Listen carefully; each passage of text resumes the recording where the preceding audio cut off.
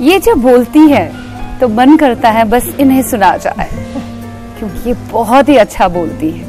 Most gorgeous queen. 1999 में इन्होंने miss world का खिताब अपने नाम किया। सॉफ्ट स्पोकन, ये दुनिया की दौड़ के पीछे नहीं लगी, बल्कि इन्होंने जिंदगी का असली मकसद जाना। ये आवाम के लिए बहुत कुछ करती है, अंडर प्रिविलेज किड्स के लिए काफी कुछ करती है, और सबसे बढ़िया बात है कि एजुकेशन सिस्टम किस तरह से सही होना चाहिए उस पर काम करती है, और अपने वातावरण को किस तरह से अच्छा रखना है उस पर काम करती है। काफी कुछ करती है, सोशल एक्टिविस्ट है, बहुत बखूबी अपना फर्ज निभा रही है। She is none other than Yukta Mukhi, और आज हमारी खास मेहमान है, हमारे रूबरू है। बहुत बहुत इस्तकबाल है आपका, स्वागत है आपका। Thank you. It's so good कि आपसे हम इतने दिनों बाद मिल रहे हैं जी। अब बिल्कुल एहसास नहीं हो रहा है, ऐसा लग रहा है कि अभी अभी आप पेजेंट हासिल करके आई है, मिस वर्ल्ड का खिताब हासिल करके आई है। मुझे भी ऐसा ही लग रहा है। आपको दोबारा नहीं लगता आपको ज्वाइन करना चाहिए, वापस पेजेंट हासिल करने चाहिए, और you are happy whatever you are doing? I'm very content with what I'm doing, and I think ये भी बहुत ज़रूरी है कि आपकी उम्र जिस तरह बढ़ती है, आपकी मेच्योरिटी भी बढ़ती है, तो वो जो ब्यूटी का मीनिंग है वो बदलता जाता है साथ में। सिर्फ बाहर ही नहीं, अंदर की तो खैर थी ही, लेकिन वो किस तरह से आप अपने आचरण में उसको लेकर आए, अपने एक्शंस में लेकर आए। और थोड़ा सा हम जब 20s में होते हैं तो हमें ग्लैमर की दुनिया बहुत पसंद आती है, which is wonderful, is great. I mean everyone should get an experience of it, लेकिन उसमें एक बैलेंस आना बहुत ज़रूरी है कि किस हद तक मेरी कौन सी सीमा है, और इसके बाद मुझे थोड़ा सा अपनी निजी जीवन में अपने लिए अपनी साधना पर फोकस करना है, अपने आध्यात्म पर फोकस करना है। और फिर वहाँ से जब मैं अपना एक हर मोड़ पर एक पुनर्जन्म मेरा होता जाए, और वही जन्म से मैं और समाज को अपनी तरफ से बहुत सारा प्यार और बहुत सारी सेवा देती रहूं। So I think that is also very important. अपने आप को हम री इन्वेंट करते हैं जैसे। यस, ये कहा जाता है, इनफैक्ट हमारे सामने है कि कई सारी मिस वर्ल्ड जो है वो ओवररेटेड रही, आप अंडररेटेड रही। So you are happy? I am very very happy, content, and I feel हर आत्मा अपना एक किस्मत और अपनी जन्म के लिए एक पर्पस लेकर आए हैं। एक हर एक का जो है वो उद्देश्य है जीवन में, और उसको हम जितना जल्दी डिस्कवर करें और वो सारे गिफ्ट्स लेकर आए। I think overrated and underrated is a matter of perception, है ना। वो थोड़ा जिस तरह से मीडिया भी उसको क्रिएट करे, या अगर आपने अपने सोशल मीडिया पे कुछ क्रिएट किया हुआ है। That's true. सी, जब आपने मिस वर्ल्ड का खिताब आया 1999 में, चारों ओर आप ही के चर्चे थे। उसके बाद फिर जाहिर है आप मिस वर्ल्ड बनो, मिस यूनिवर्स बनो, बॉलीवुड की नजर आप पर होती है।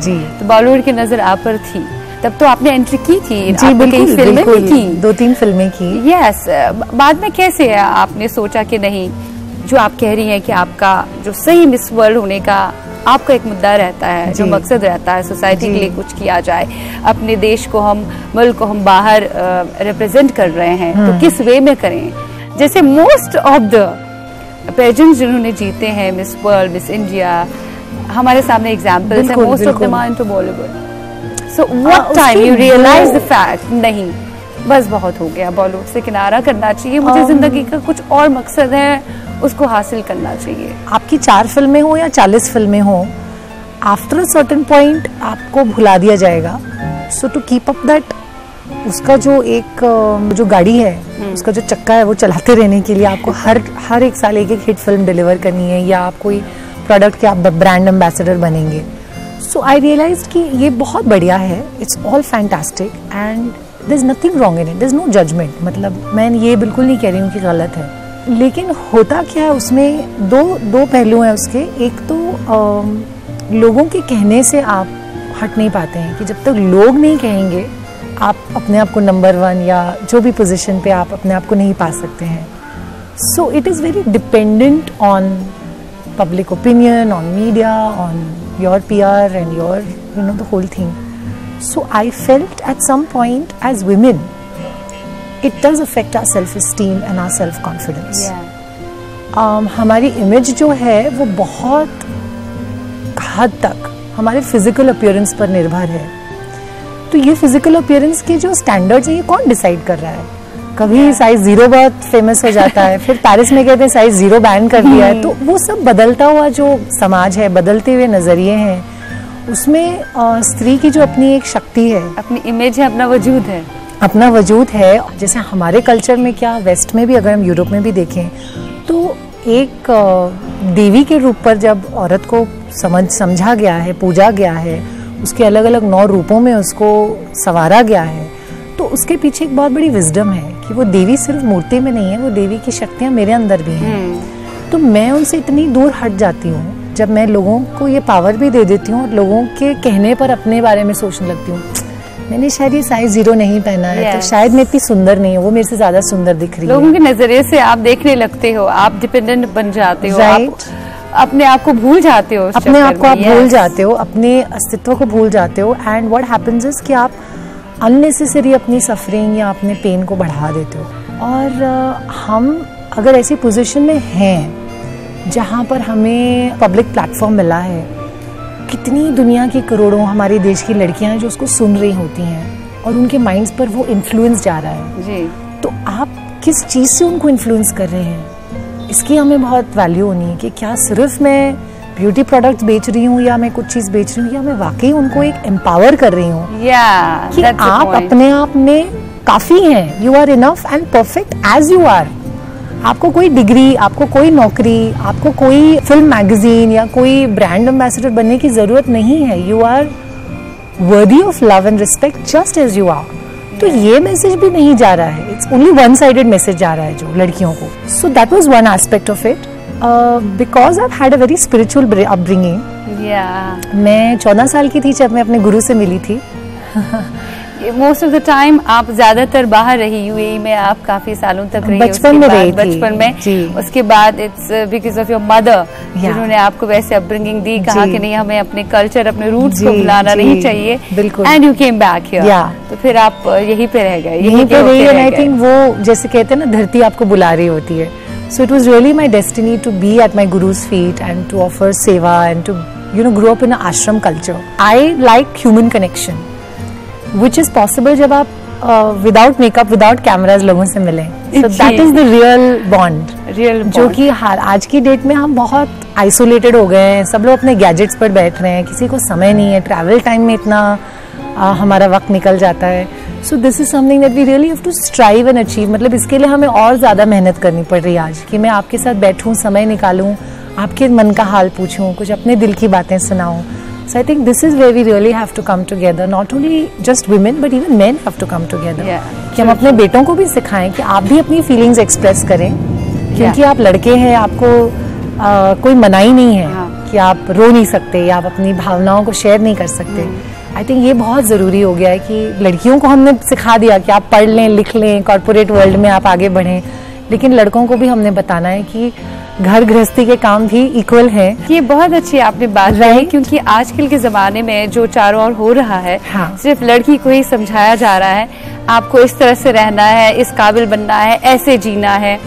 लड़कों को कम एजुकेशन मिलती है इस चक्कर में। नहीं, आप लड़के हो, आप जो भी करो चलेगा। थोड़ा सा कल्चरली ये इम्बैलेंस रहा हमारे, शायद आपको लग रहा है उसी वजह से जो भी चारों ओर हो रहा है लड़कियों के साथ हो रहा है, जो दिन ब दिन इतनी एजुकेशन के बाद भी वो सुधार जहनों में नहीं आ रहा है जो आना चाहिए। हर बार सुनने को मिल रहा है रेप केसेस हो रहे हैं, ऐसा हो रहा है, ड्रग्स एडिक्शन हो रहा है, ड्रग एडिक्शन ज्यादा बढ़ गया है, टीनेज प्रेगनेंसीज हो रही हैं जो इतने लेवल पर नहीं हो रही थी। सो आई फील कि ये जो एडोलेसेंट एजुकेशन है ये बहुत जरूरी हो गया है, जहाँ पर हमें मेंटल और इमोशनल हेल्थ को उतनी इम्पोर्टेंस देनी है जितने कि हम करियर काउंसलिंग या कोई 10th या 12th के बोर्ड एग्जाम्स को देते हैं, शायद इसको ज़्यादा देनी पड़ेगी आने वाले सालों में।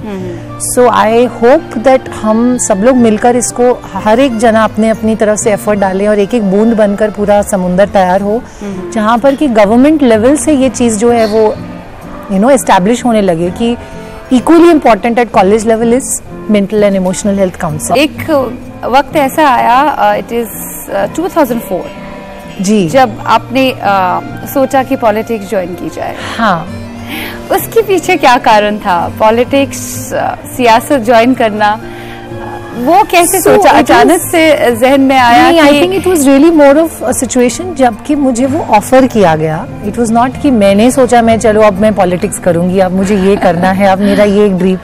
इट्स रियली जब आप लोगों से मिलते हैं, उठते हैं, बैठते हैं, तो किसी के थ्रू कोई सजेस्ट करता है कि आप करना चाहेंगी, we would like for you to do this. And I felt कि गांव में जाना और लोगों के साथ मिलना, जो गांव की हमारी ट्राइबल जो खासकर कम्युनिटी है उनके साथ जुड़ना, ये बहुत ज़रूरी था. And it was an experience very exhausting, very very intense. अप्रैल और मई का महीना था, मुझे याद है. मुझे राजस्थान में जाना था, so it was you know very very challenging कि इतनी गर्मी में किस तरह से आप अपने आप को कूल रखें. yes. और आपको तो बैलेंस करना पड़ता है, कई सारे प्रेशर्स होते हैं. आपका रुझान उस और भी रहा है कि हमेशा आवाम जो है, जो लोग जो है वो खुश रह पाए. What are the basic needs जो एक आम इंसान को चाहिए ताकि सब कुछ सही हो जाए, जो देश चलाते हैं उनको भी करना चाहिए? सो आई थिंक अगर इसको थोड़ा डिफरेंट जैसे मैं देखती हूँ इस वक्त, शायद वो बदले मेरा दृष्टिकोण, लेकिन मुझे लगता है काफ़ी हद तक हमने जो है सिर्फ वोट नहीं किया है, हमने अपनी पावर दे दी है.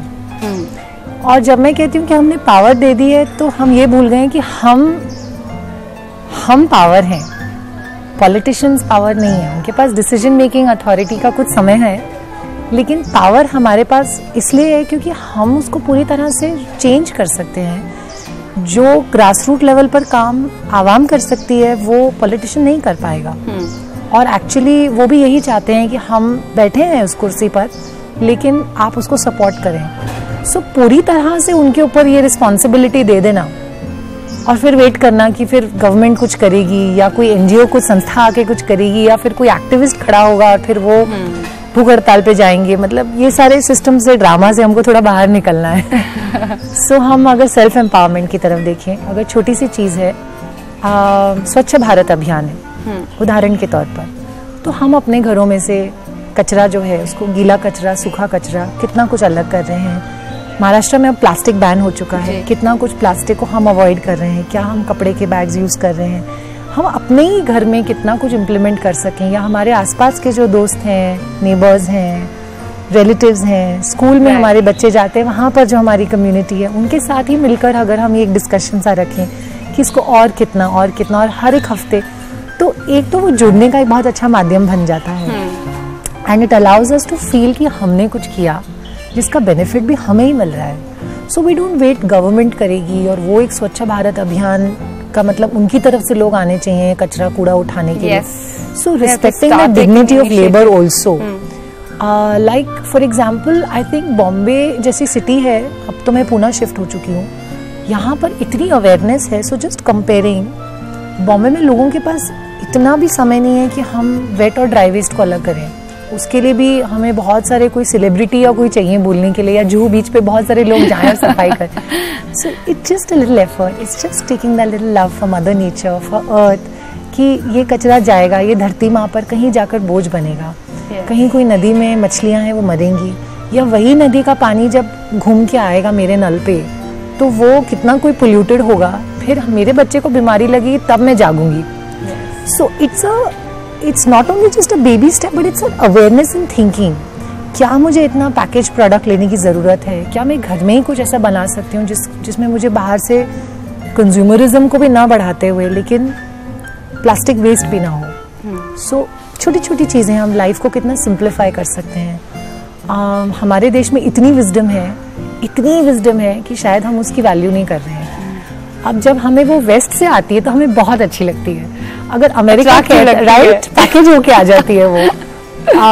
अगर अमेरिका कहेगा कि भाई हम आयुर्वेद प्रैक्टिस कर मानेंगे, तो हम कहते हैं हाँ जी बिल्कुल, आयुर्वेद तो हमारे यहीं से आया है. या अगर यूएस कहेगा या मिडिल ईस्ट या कहीं मतलब यूरोप भी कहेगा, कोई रिसर्च होगी लेटेस्ट कोई यूनिवर्सिटी की, तब हम बात को मानेंगे. तब हम कहेंगे हाँ योगा के ये सब साइंटिफिक बेनिफिट्स हैं. या जो मेडिकल कम्युनिटी वो कहेगी हाँ जी आप मेडिटेशन करिए, आप हठ योग करिए, कुछ एक्सरसाइज करिए. अब now this is already part of our culture. We just have to do it. We just really have to make that 5 minutes, 10 minutes of a day. That can I sit in silence? Can I be with myself? Yeah. Can I take a nature walk? Can I stop being on my gadget for the whole evening? मुझे इतना TV और इतना YouTube देखने की ज़रूरत नहीं है.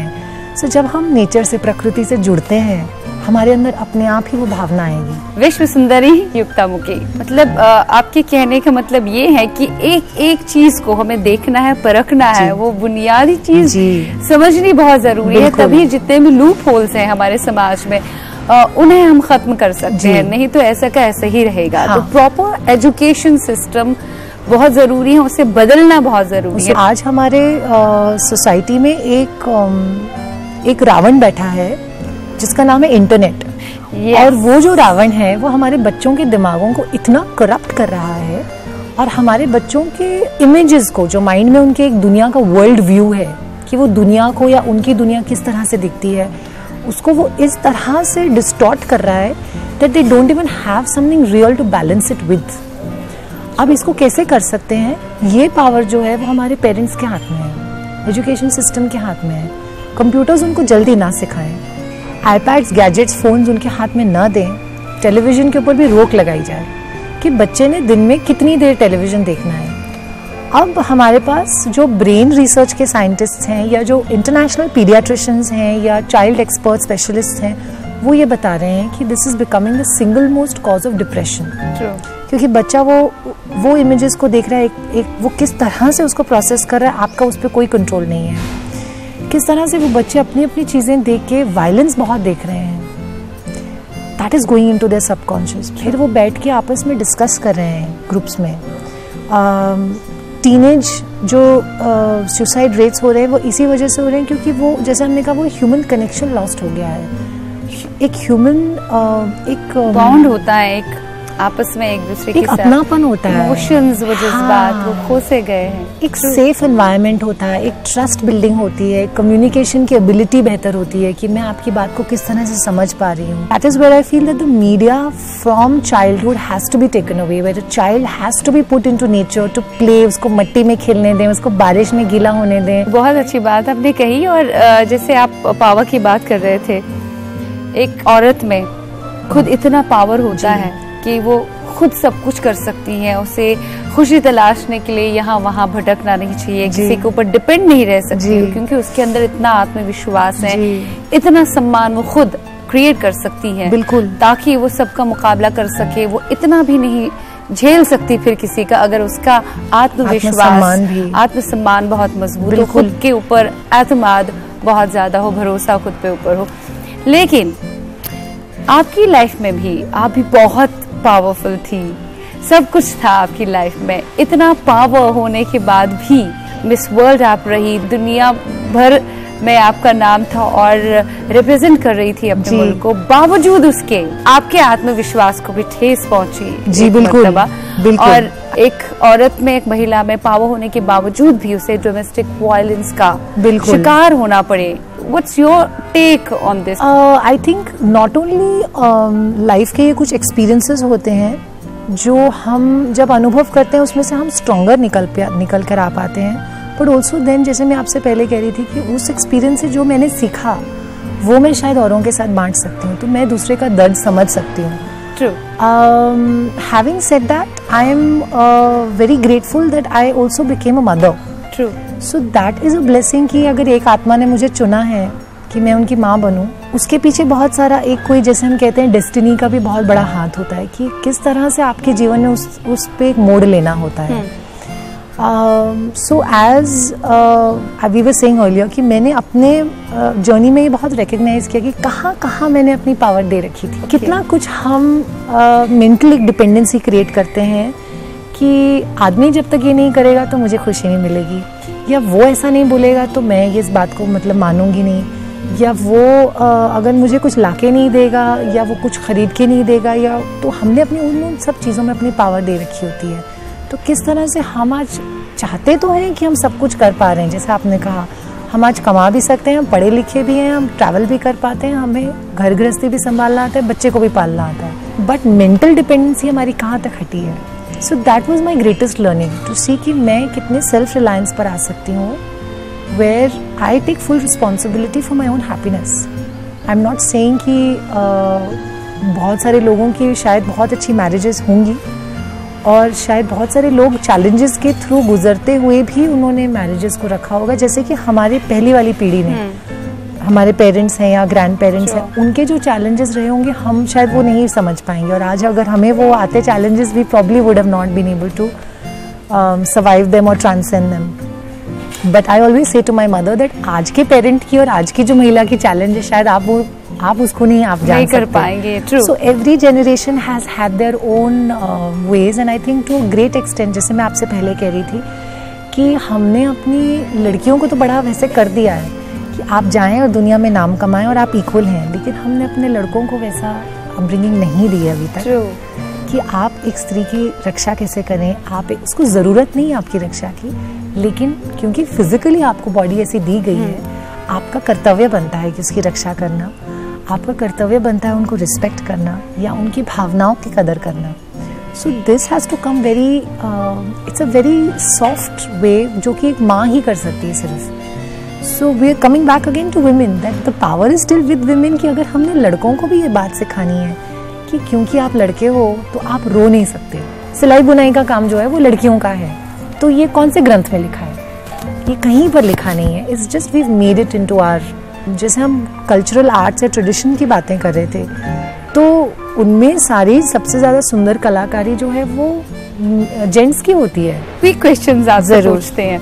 Quick questions ये हैं कि क्या बदलना चाहेंगी आप अपने देश में? मैं चाहूँगी कि लोगों का रुख जो है वो ज़्यादा बच्चों की और उनकी एजुकेशन की तरफ जाए। मैं चाहूँगी कि शिक्षक और शिक्षिकाओं की जो ट्रेनिंग है वो बदली जाए इस देश में। उनको हाईएस्ट पेड सैलरी मिलनी चाहिए। वाह, क्योंकि वो यंग माइंड्स को नर्चर कर रहे हैं। अपने देश की कौन सी ऐसी बात है जो आपको काफी सताती है? You feel so sad. I feel sad that we have lost touch with our own culture. I feel sad कि हम अपने ग्रंथों, अपने शास्त्रों को पढ़ने के लिए समय नहीं दे पा रहे हैं। It was lovely talking. Thank you so much. Thank you for having me. It's been an honor, and thank you so much for the effort to come to Pune and meet with us. Really, pleasure talking. It's been such a delight being with you this afternoon. मैं उम्मीद करती हूँ आपको आज की हमारी मुलाकात युक्ता मुखी के साथ बेहद पसंद आ गई होगी। आप लिखिएगा जरूर shiva.lateef@nw18.com पर। एक नई मुलाकात लेकर हाजिर हो जाएंगे। तब तक के लिए खुश रहिए, मजे में रहिए, स्वस्थ रहिए। खुदा हाफिज एंड नमस्ते।